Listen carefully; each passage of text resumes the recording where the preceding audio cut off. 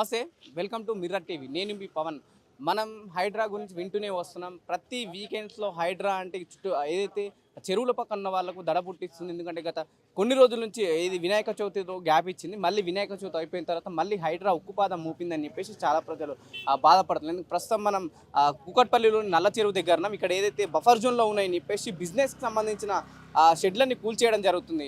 ఇది హైడ్రా. మనం దానికి సంబంధించిన వాళ్ళతో మాట్లాడే ప్రయత్నం చేస్తాం. అసలు ఏంటి, ఎందుకు కూల్చేయాల్సి వచ్చింది, నిజంగానే ఆక్రమణలకు గురైనయా లేకుంటే కేవలం హైడ్రా తన పని తను చేసుకుంటూ పోతుంది అక్రమంగా అనే విషయాలు మనం తెలుసుకునే ప్రయత్నం చేద్దాం. సార్ చెప్పండి సార్, ఏంటి, ఎందుకు కూల్పేయాల్సి వచ్చింది? మేము నోటీసులు ఏమైనా ఇచ్చారా? నోటీసులు ఇచ్చారండి ఆల్రెడీ 1 వీక్ బ్యాక్. బట్ వాళ్ళు సడన్గా వచ్చి కూల్చేయడం అనేది ఇది కరెక్ట్ కాదు. యాక్చువల్గా పర్మిషన్ ఇచ్చిన జిహెచ్ఎంసి అధికారులు వాళ్ళేం బాగున్నారు. ఇప్పుడు సఫర్ అయిందంతా మిడిల్ క్లాస్ ఫ్యామిలీనే. డబ్బున్నోడైతే దాంతో ముందుకు వెళ్ళిపోతాడు, కానీ దాని కరెక్ట్ కాదు. ఇప్పుడు గవర్నమెంట్ వాళ్ళని సస్పెండ్ చేసి పర్మిషన్ ఇచ్చినందుకు వాళ్ళని సస్పెండ్ చేసి తర్వాత చర్యలు మొదలు పెట్టాలి.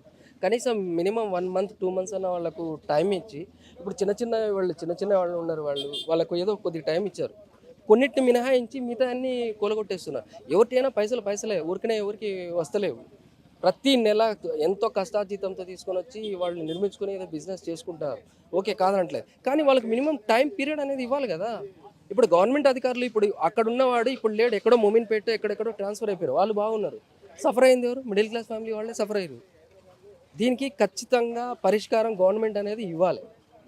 కనీసం లేదు ఇక్కడ పలానా చోట మీకు ఇక్కడ నష్టపోయారు, ఇక్కడ పలానా చోట ప్లేస్ ఇస్తాము అనేదైనా హామీ అన్న ఇవ్వకుండా డైరెక్ట్గా కూల్చేస్తే అది ఎంతవరకు కరెక్ట్ అంటారు? మీరు ఏంటి, పొద్దున ఎప్పుడు వచ్చారు, ఏమన్నా మీకు చెప్పారా? డైరెక్ట్ కూల్చివేతలు స్టార్ట్ చేశారా? డైరెక్ట్ వచ్చేసారు. చెప్పే వేరే మా ఫ్రెండ్ వాళ్ళదే చూడ్డానికని నేను వచ్చాను అనమాట. యాక్చువల్గా చూస్తే డైరెక్ట్ చర్యలు మొదలు పెట్టేసారు. అటు వాళ్ళేమో నిన్నటి నుంచి ఇప్పుకుంటున్నారు, వాళ్ళు కూడా చేస్తున్నారు, కానీ వాళ్ళది కూడా కూల్చేశారు చెప్తున్నా. అంటే ఇక్కడ ఉన్న వాళ్ళ ఏదైతే దాని బిజినెస్ సంబంధించిన వాళ్ళ బాధ్యతలు ఉన్నారు కదా, వాళ్ళకి ఏమైనా ఇన్ఫర్మేషన్ ఇచ్చారు, లోపల ఉన్న సామాన్ తీసుకోండి మేము కూల్చేస్తామని ఏమైనా చెప్పారా? అది అయితే ఒక 1 వీక్ బ్యాక్ ఊరికే మాట వరుసకి అయితే చెప్పారు నోటీసులు ఇచ్చేటప్పుడు అయితే, కానీ ఇంత తొందరగా చర్యలు తీసుకుంటారని అనుకోలేదు. ఏంటి అంటే హైడ్రా ప్రతి వీకెండ్లో ఇలాంటి చర్యలు తీసుకుంటుంది. ఒకవేళ అంటే ఈ కూల్చివేతలకు సంబంధించిన వాళ్ళు కోర్టుకు వెళ్ళకుండా కూడా ఒక చట్టం ఉన్నది కాబట్టి, ఎందుకంటే సాటర్డే సండే కోర్టు ఆఫ్ కాబట్టి, సో వీకెండ్లను తీసుకొస్తుంది, ఎలా చూడొచ్చు?